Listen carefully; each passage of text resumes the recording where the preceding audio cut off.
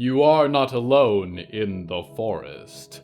The trees flying past as you run have black leaves, black needles. You have never seen woods this deep, and their branches seem to reach out to catch in your hair and clothes as you race into shadow.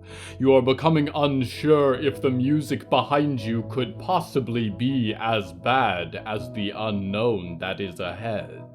You emerge into a clearing that is different. The sky above is no longer a cold spring blue, but black and filled with fire. The trees that surround you are covered in eyes, white knots in their bark, twisted limbs writhing in the wind. They are not just perceiving you, but all that you are. You feel your life flashing in your mind. You are left momentarily breathless in the dark in this clearing at the end of your life. And although you are far from home, you are not alone. Hello, the watching trees whisper. Hello from the Hallowoods.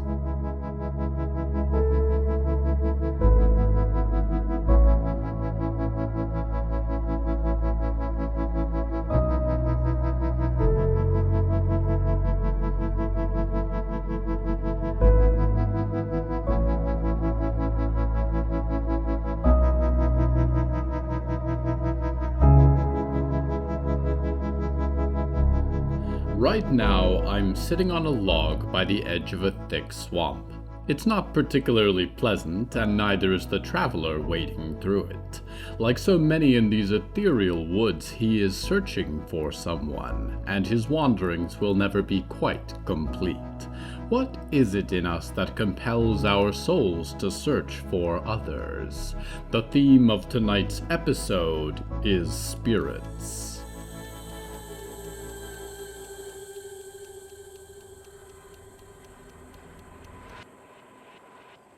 Jude clambered out of the swamp, his clothes hanging thick with the mire. His lungs screamed for respite, and his mood was darker than the slivers of void black night offered through the canopy above. He might consider himself lucky to have traversed another night in the Hallowoods. To pass safely through any part of it was a miracle. But in the world as it was, even miracles were melancholic. He'd held his frayed little travel bag above his head to keep it clean, and with great effort flung it to softly thud against the creeping roots of an ancient mammoth tree. He crawled in its wake until he too was curled against the bark. At this point Jude wanted more than anything to sleep, and if he died, so be it. He lay for a while on his back, gasping for air, and in the darkness of his mind and world, he pictured his only beacon of light. "I'm trying, Benji. I promise," he thought. He slipped into a world in which nightmares were kinder than reality, but as with every dream, he heard the same voice calling, "Jude, please, come find me. Come to me." Benji's face was altered beyond recognition, yet somehow no different than the day they shared their last kiss. "Jude," he called, "keep going, please." Jude tried to call back as always, but he was mute, bodiless, powerless. "Jude," a voice called, but it was no longer Benji's. "Wake up." Jude opened his eyes and he could just make out the rapid approach of a reptilian monstrosity, its razor teeth glistening in the silvery moon. Then, without warning, he was rushing upwards. Jude dared to open his eyes to find himself dangling upside down. Beneath, he could see his would-be reaper glaring upward, hissing with wide-open jaws. After a moment, the creature slunk away, disappointed. Jude realized that he had been snagged by a branch wrapped around his ankle, and turned his attention in awe to the tree. "Jude the Wanderer," the same voice called. "We've been watching you." "What?" What? Jude replied, unsure to who or what he was talking to. Your journey has been something of a spectacle for us, the voice said wryly, and Jude's attention turned to the knots in the bark flickering like eyes. He'd heard tall tales of trees that spoke, trees that watched. We've grown somewhat fond of you. You've received our aid in your passage.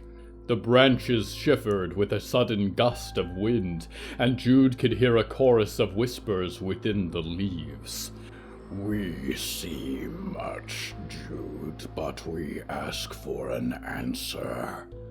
Why do you walk? What are you looking for? Images flashed in Jude's mind and on his tongue.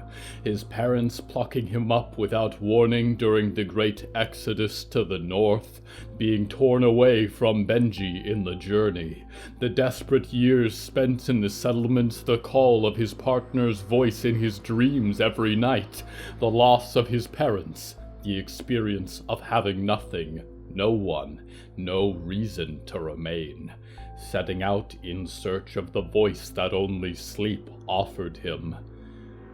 This Benji you speak of, the voice spoke at last. Benjamin White, perhaps? Jude felt a surge of joy for what felt like the first time in 2 decades, and almost plummeted out of the tree's grasp. Yes, Benji, that's him. Where is he? The boughs of the watching tree seemed to droop, lowering Jude towards the ground. We last saw this man entering the ward of the Wisps. We have not seen him emerge. We are sorry for your loss. The tree fell silent, eyes sliding shut into darkness.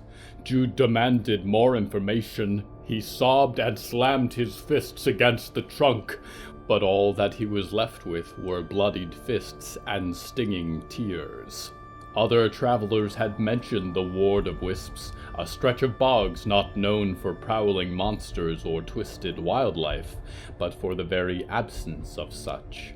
Every inch of the Hallowoods crawled with diabolical surprises, and if they avoided a place, it was only because of a greater threat.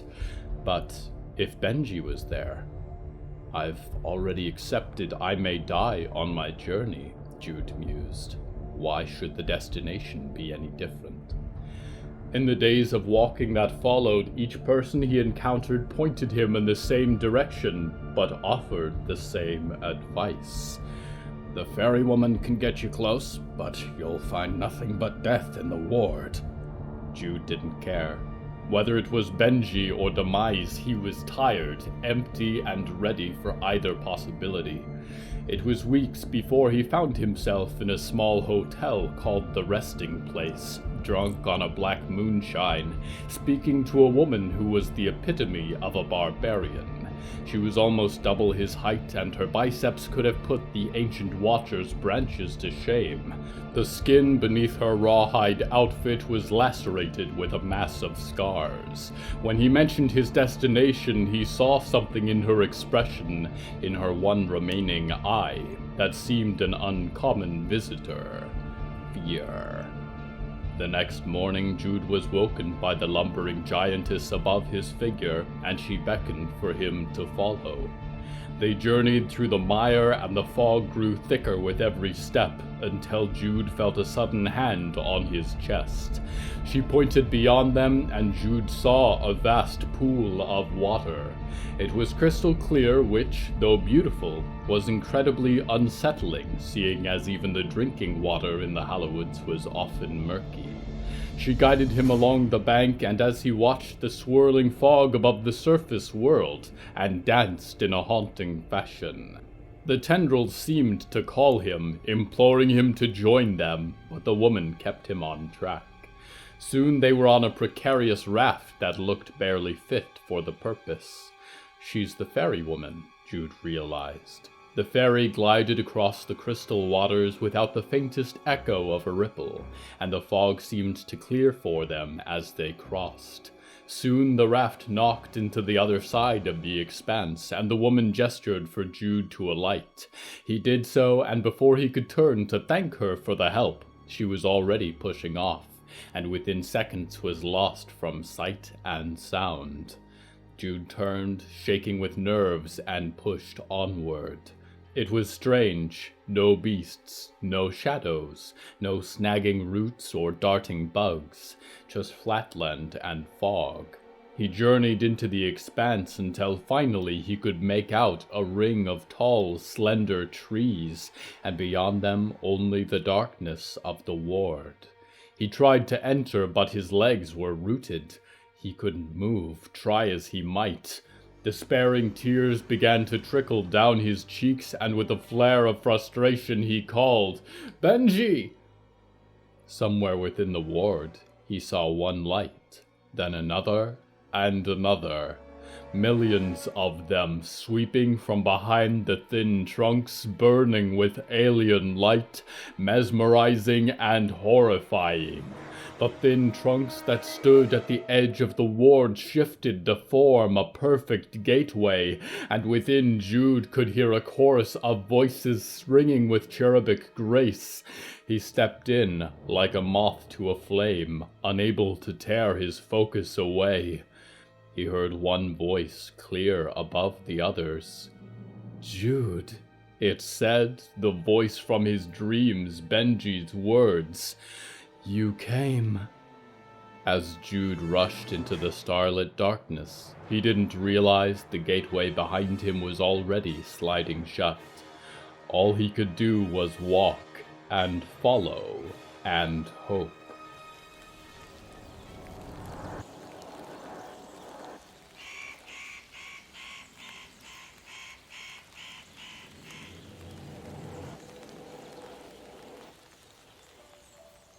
Dreamers, you may have noticed that your world is filled with terrors. This has always been true, but notably more so in recent years. The black rains hasten the turning of your age, the end of life as you know it, and its rebirth into something new. I can understand how this would be a concerning event for you. We do tend to greet the unknown with fear. I encourage you not to worry. Change is the normal course of things. In your case, change is just a little early. Unfortunately, some events have complicated the hierarchy of strange powers at play in these beautiful forests. Some of you have taken it upon yourself to pull the fires of life into forms for your own bidding, with skeleton keys or silver needles. As for still others, the fires continue to burn after the body is gone. Tethers of emotion and will and loss can be just as strong as wire and thread, just enough to keep you from falling off the face of the earth. If you are a ghost or ghostly person living in the Hallowoods, you are lucky that the great industries above you have not come to collect. Enjoy your freedom, see the sights, and avoid other parasites and snares, for there are many. We go now to one who will soon be a spirit.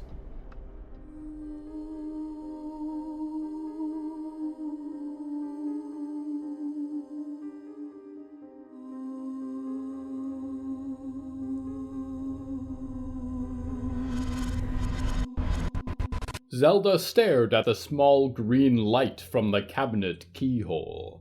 It flickered in and out of focus with her mind. That blue-haired child had not been back to feed her in what seemed like days, and her strength ebbed and flowed like the memories that poured through her head. There was a sound, she realized, a faint knocking. It was hard to hear, as were most things for her. It came from across the room, and she would have sworn that the cabinet door was, ever so slightly, shaking. "What's that sound?" a voice said, and she realized that the skinless boy was sitting by her feet, casting dim light. "Just the wind," Zelda said. "Don't you worry now." He's coming, another voice said, and Zelda noticed a second boy in the dark, hair glowing softly. His lips were perforated with holes. So many children.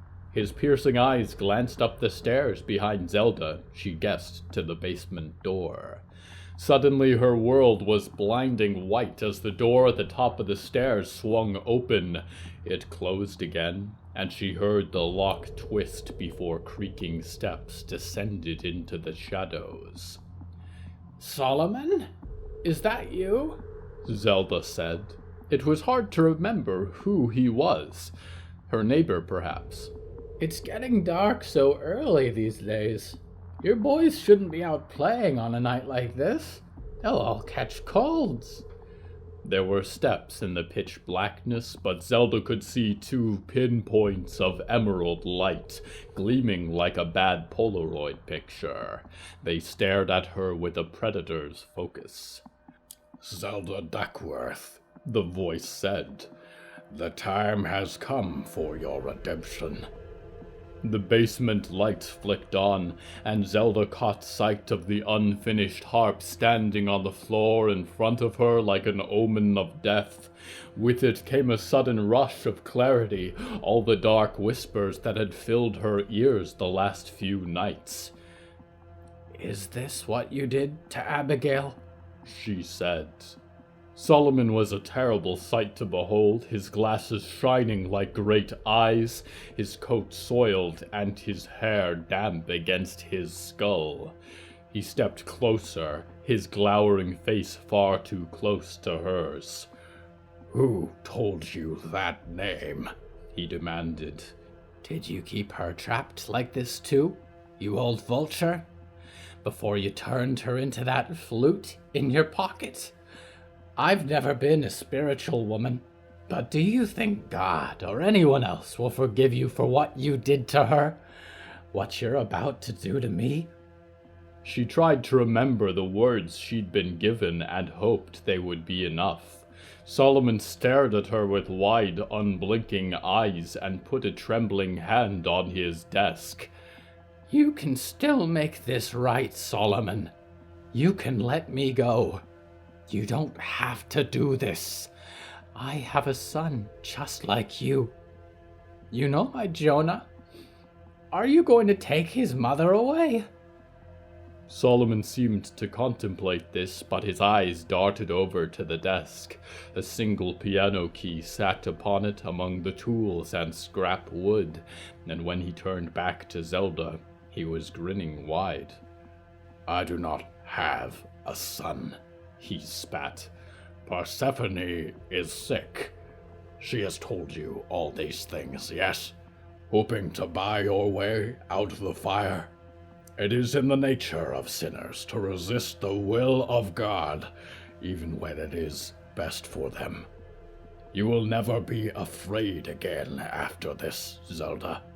You will have perfect clarity on the will of the Lord for you, for your purpose. All you do will be right." He stepped around his desk, beginning to assemble a collection of tools, carving knives, odd hooks and latches, a silver pair of scissors. "This will only be painful for a short time. I have refined this process for many years. You will find no hands more skilled than mine." The light switched off suddenly then. Zelda looked around and gasped. The boy with the holes in his lips was close by Zelda then and smiled darkly. "Which one of you did that?" Solomon growled, and then Zelda's world lit up in radiant fire. The basement was filled with a crowd of people, shouting and running, stirring up a whirlwind of light. The skinless boy, a woman with broken teeth, and so many others that Zelda had caught only glimpses of stormed around the basement, and Zelda felt her hands break free from the wire as the boy at her side burned through it with his palms. Zelda slipped her other hand out of the loose coils and fell to the floor, groaning in relief. Solomon's shouting filled Zelda's ears as he berated the screaming horde around him. Then, In a terrible instant, it all came to a halt. Each person froze in place, and the fires died, and Zelda could not find the strength to pull herself up. In the middle of the room, Solomon held his hands outstretched. The instruments that lined the walls were all floating, pulling at their hooks and tethers, and Zelda's head was filled with music as each one joined in a terrible song. Enough! Solomon roared. I will not tolerate this disobedience. Did I not polish and tune you? Was it not by my hand that you became hallowed instruments of God? He flicked his wrist, and the boy by Zelda's side went flying into the middle of the room, hanging in the air. You, of all people, my own daughter, you have caused all of this mayhem, and you shall be punished for your disrespect when the work is done. You are no longer to act as some wild animal. You are in my house, and you will respect my authority. Now, he moved his hands, and one by one the spirits disappeared until only he and Zelda remained, and the instruments clattered back against the walls. He flicked the lights back on. There is work to be done, he said, pulling an object from his coat. We have wasted enough time. Let us begin. He held the object deftly, a small key with a skull set in the handle, and walked towards the cabinet. He inserted it, and the reverberations of the lock shook the room. Zelda cried out and tried to pull herself to her feet, but she could not muster the strength. Then the cabinet door flew open, and green light poured into the room like the dawn.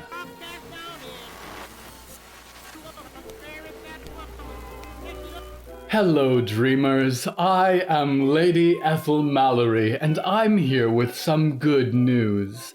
I know that when one member of our dreaming community is hurt, we all are hurt, and many of you have been concerned about Valerie Maidstone after her arrival to the Prime Dream. I am here with good news. She has been confirmed for recovery after her personal complications, and will be joining you all in the Prime Dream within a few weeks. If you are in any way involved with the terrorist group Stone Maids, know that Valerie Maidstone has never supported your violence and destruction. Our rigorous testing procedures have already suspended several key members of this aggressive organization, and they will be detained for rehabilitation until this crisis has been averted.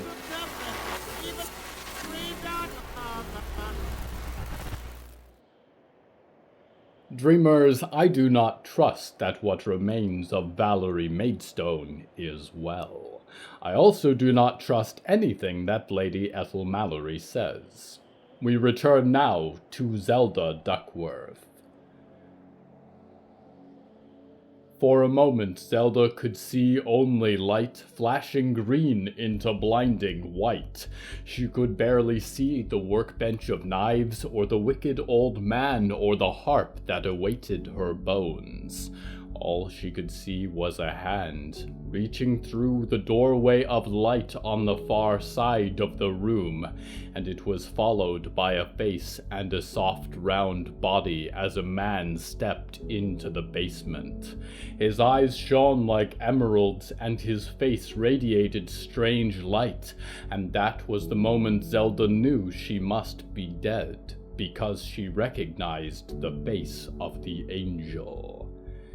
"Jonah," she sobbed, curled up on the floor as he walked towards her. "You're here to take me to heaven, aren't you?" "Ma?" he whispered, kneeling next to her, and he brushed the hair from her face. "What is this place? What are you doing here?" The cabinet door clicked shut, and the brilliant fires flickered out, and a number of things happened at once, almost too fast for Zelda to register. Solomon was still standing at the far side of the room, stooped in shadow, his eyes wide with terror, and he blew a single high note on a little white flute. As he did, a woman appeared behind Jonah, an awful beauty in her gaunt face and billowing hair.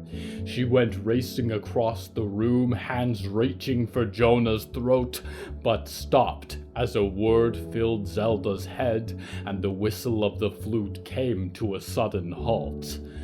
"Run," the voice was saying, and Zelda realized that the boy with the holes in his lips was holding a pair of silver scissors to Solomon's throat. "Run!" Zelda's vision blurred as she was picked up in the arms of her stepson. He seemed bigger, somehow, than he had been before.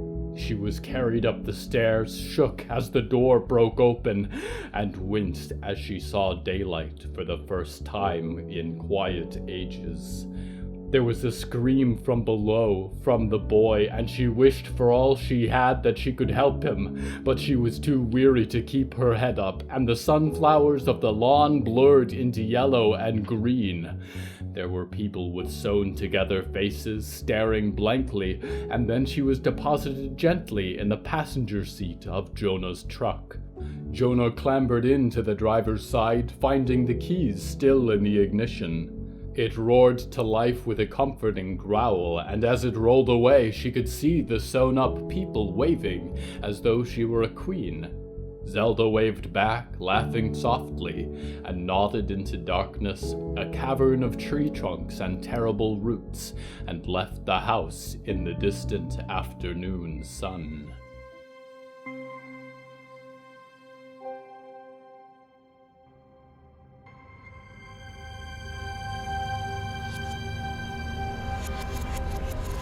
The concept of a soul is an amusing one. You look at the less expressive life forms around you and believe that they function a little bit less. They do not have the same spark of life. If this were true, then perhaps I would have a soul and you would not. All that lives burns with a fire of existence, some more intensely and in different colors. Naturally, there are some that look at the universe and think immediately of how to profit from it. Botko may look at souls and dreams and wonder how to monopolize these ripe industries, but they cannot imagine the scale of machinations that exist across this and other galaxies. For all their fire and darkness, what is Siren Sire if not a chief executive officer, the head of the serpent that devours all life, the grinding gears of the economy of souls? You talk of angels and devils as though they are different things, as though they will guide your soul to an afterlife because of good or evil deeds. But have you wondered why? Who pays them? Who commissioned their swords and parasols? What does anyone want with a human soul? You wouldn't like the answers to these questions, and to be honest, it's all rather complicated. I've never had an eye for business. We go now to an ex-employee.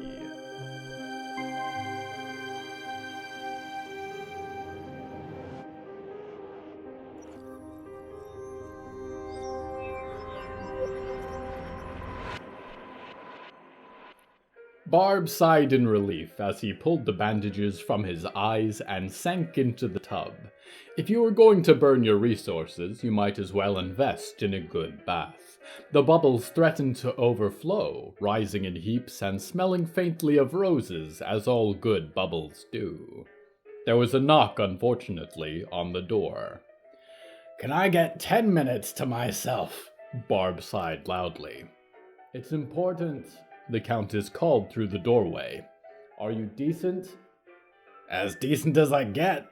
Barb rubbed at the base of his broken horns and switched off the record player. The door swung open and the Countess strode in, followed by the quilt, flaps of parchment skin and fabric drifting in the steam. The Countess looked at Barb with her usual vague disgust. "You're unbelievable." "I know it," Barb grinned. The quilt hovered eyelessly near the counter. "So, what's the crisis?" The quilt's unhinged jaw dropped open, and Barb's mind was assaulted with memories, feelings, colors, a patchwork of reality as discordant as the quilt itself. But the fires, the scents were unmistakable. There was an agent of Sirensire in the Hallowoods, burning bright like a little candle. Barb stared at the quilt with wide, bleeding eyes. Earth was closed for business. Had been for a long time. What could possibly...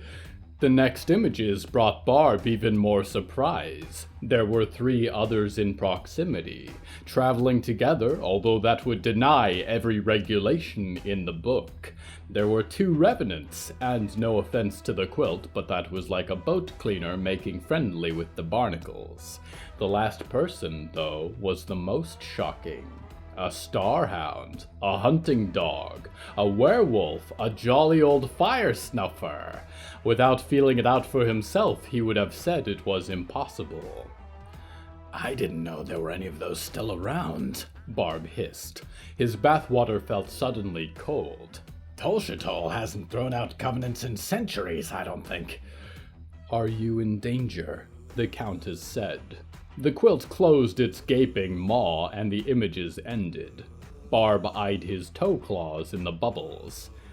I've been in danger since I flew the coop. Am I in more danger than usual? I don't think so. I don't work for that cinder block anymore. Not my circus, not my flaming clowns. I don't got any quarrel with our furry friend." "She may not see it that way," the Countess said. "Listen, I don't see eye to eye with just about anyone." Barb laid his head back on the edge of the tub. "If it becomes a problem, I'll deal with it." "Don't you dare go without me," the Countess warned. "I know what those things can do to your kind." "Is that sentiment I detect?" Barb rolled his head to face her. "No," the Countess said, beckoning the quilt and starting for the door. "I just don't want to lose my room." Barb smiled as the door clicked shut, and flipped the hot water handle with his toes, relaxing as warmth flooded back into the tub. Another pretty boy from the industry, here to prance around and run errands. He smiled and closed his eyes, letting them bleed down his cheeks and into the water. But no goody two-shoes either, if the company he kept was any indication. Perhaps there was potential. How easily Barb had fallen, and yet he wouldn't go back for all the beautiful eyes and horns in the world. He flicked the switch on the record player and sighed happily. Plans could wait for after bath time.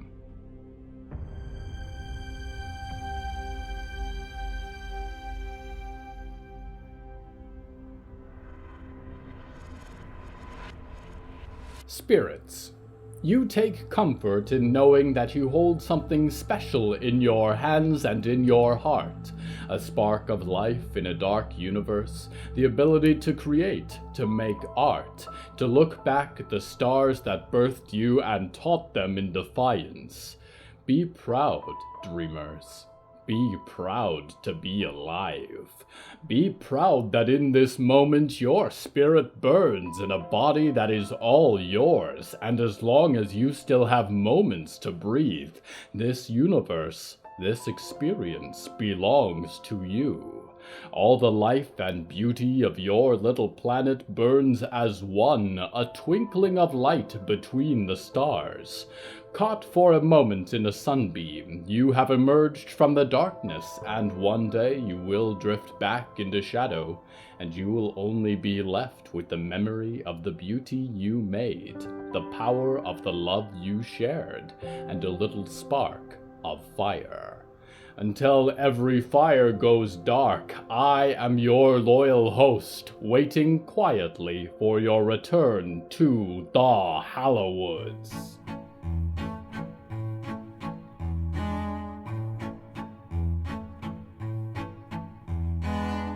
Ward of the Wisps was written by Bradley Walker, author of the novel The Catalyst. Often found near London, Bradley is also a writer, ghostwriter, and writing tutor. You can find more of Bradley's scripts, short stories, and other works at his author website in the description below, or on social media at @Bradders59. Hello from the Hallowoods is written and produced by William A. Wellman. Hello, that's me.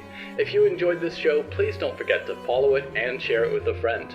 The bonus story that goes with this episode is called Friendly and is available on the show's Patreon at patreon.com/Hallowoods. Because we operate without ads or sponsors, our supporters are all that keeps the show going. Plus, supporters get weekly bonus stories, behind-the-scenes content, exclusive merch, and even more. Merchandise and episode transcripts are also available at hellofromthehallowoods.com. You can even find us on social media at @thehallowoods. Music is used under license from artlist.com. Our opening theme is Forest Overture by Yehezkel Raz, and the closing theme is Farewell by Belsitzman and Matan Ephrat. Until next time, dreamers, please remember to eat nice food and often. The meat that surrounds your skeleton, that your brain moves, that your ghost drives would appreciate that.